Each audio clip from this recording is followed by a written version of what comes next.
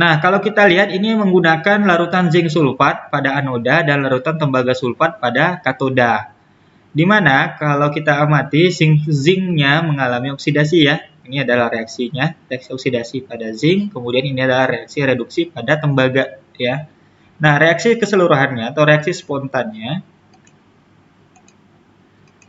ya ini adalah seperti ini. Ya, ini sebenarnya reaksi keseluruhannya. Nah, ini harusnya bisa dipahami. Kemudian kita lanjut. Nah, jadi pengukuran tegangan tadi ya, tegangan antar larutan tadi ya, itu sebenarnya bisa dihitung menggunakan voltmeter. Jadi voltmeter ini bisa juga menggunakan multimeter ya. Jadi multimeter itu bisa menghitung tegangan, arus, hambatan ya.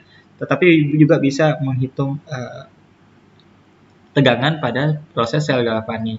Nah, perbedaan potensial listrik tadi antara anoda dan katoda ya itu disebut dengan beberapa istilah berikut. Ada sel volta, ada electromotive force ya, gaya elektromotif, kemudian ada potensial sel. Nah, ini adalah reaksi keseluruhan. Jadi kalau kita amati dari gambar tadi, kalau kita lihat itu kan berupa gambar, tapi itu bisa dibuat dalam notasi sel atau diagram sel ya. Diagram selnya kalau masih ingat dia bentuknya begini. Di tengah-tengah ini adalah jembatan garam. Sebelah kiri ini adalah anoda, sebelah kanan ini adalah katoda. Ini ada zinc-nya, ini kemudian mengalami oksidasi, kemudian ini konsentrasi yang digunakan, kemudian ini tembaga, dan ini adalah Cu2+, ini adalah tembaga yang setelah mengalami reduksi. Nah, ini gambaran singkatnya.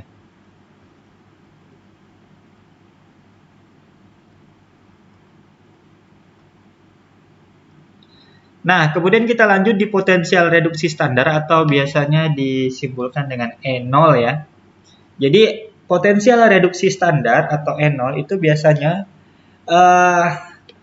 menjelaskan tegangan yang dihasilkan dari proses reaksi reduksi pada elektroda ketika semua melarut dalam konsentrasi 1 mol dan semua gas dalam 1 atm atau atmosfer. Ini biasanya menggunakan standar hidrogen elektroda atau elektroda hidrogen standar. Nah, ini masih seputar potensial reduksi standar E0 ya. Jadi kalau menggunakan voltmeter itu diperoleh 0,76 volt ya. Kemudian untuk menghitung AMF tadi ya, E0 selnya itu bisa dengan rumus E0 katoda dikurang E0 anoda. Ini bisa baca sendiri di rumah. Saya tidak akan banyak membahas di sini, nanti saya lebih banyak ke diagram potensial. Nah, ini untuk contoh antara platina ya, platina kemudian dengan tembaga sulfat. Kalau platina ini dalam larutan asam ya. Kemudian itu ada proses anoda, H2-nya mengalami oksidasi, kemudian katodanya mengalami reduksi.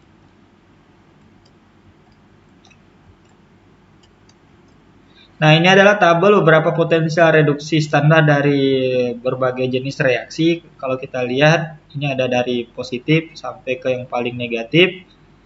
Nah, E0 itu dituliskan pada reaksi ya, ini sebelah kiri maksudnya.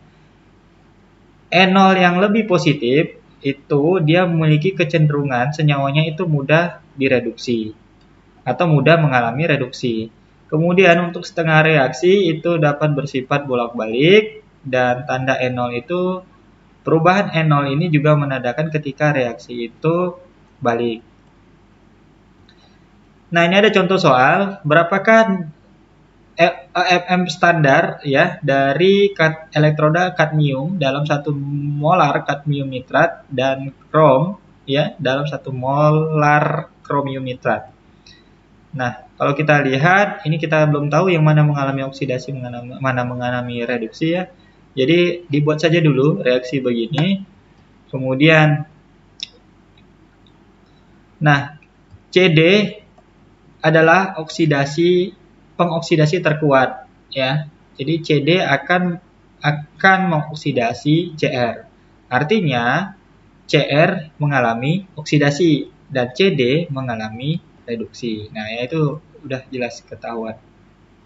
Dan biasanya dari mana ketahuan oksidasinya paling kuat? Biasanya yang paling negatif ya. Yang negatifnya 0,4 ini yang kecil ya. Nah, ini disetarakan kayak tadi, harus diseimbangkan dan kemudian bisa dihitung SL-nya, diperoleh potensial sel reduksinya 0,34 volt.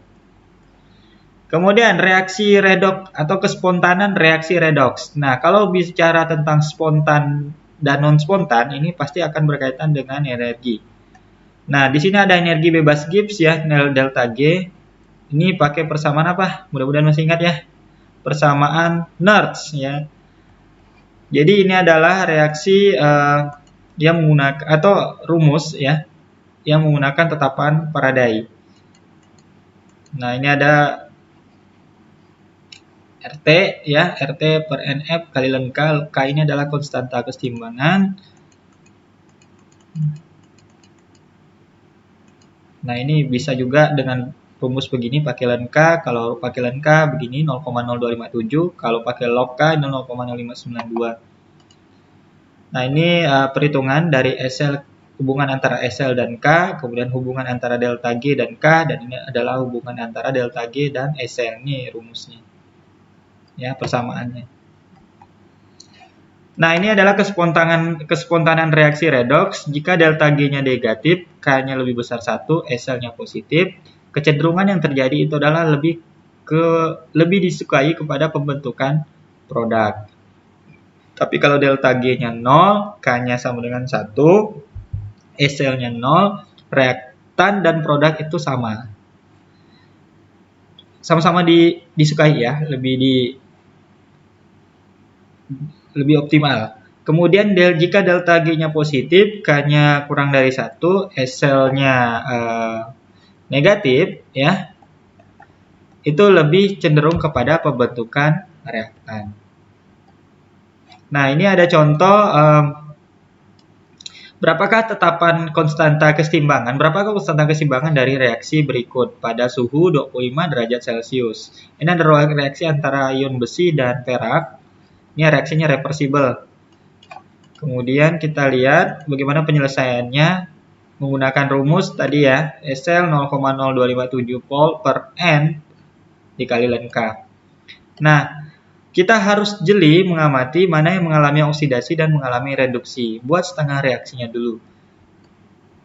Nah, N sama dengan, pastikan N-nya sama dengan 2 ya. Jadi harus diketahui N-nya itu adalah koefisien atau mol-nya tadi.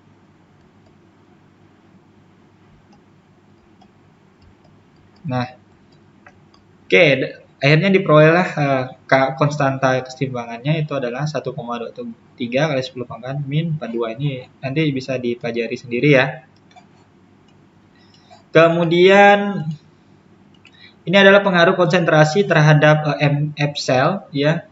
Delta G ini sama dengan delta G0 plus RT ln Q ya. Q itu quotient reaksi ya. Nah, ini ada persamaan Nernst. E sama dengan, nah kalau pakai ln, ini kalau pakai log ya. Kemudian ini ada contoh soal. Mengikuti reaksi berikut terjadi secara spontan. Diketahui ion besi konsentrasinya 0,6 molar, CD2+, 0,01 molar. Reaksinya sebagai berikut. Nah, sama kayak tadi, kita harus tentukan dulu mana yang mengalami reduksi, mana mengalami oksidasi, dan harus diketahui N-nya sama dengan 2. Nah, kemudian bisa dihitung, masukkan ke rumus, ya. Dan enggak diperolehlah E-nya sama dengan 0,013. Nah, untuk E 0,013 berarti E-nya lebih dari 0. Artinya apa? Artinya dia spontan, ya. Jadi kalau mau ngecek kespontanan reaksi, hitung E-nya. Kalau lebih dari 0 berarti dia spontan. Ingat tabel tadi.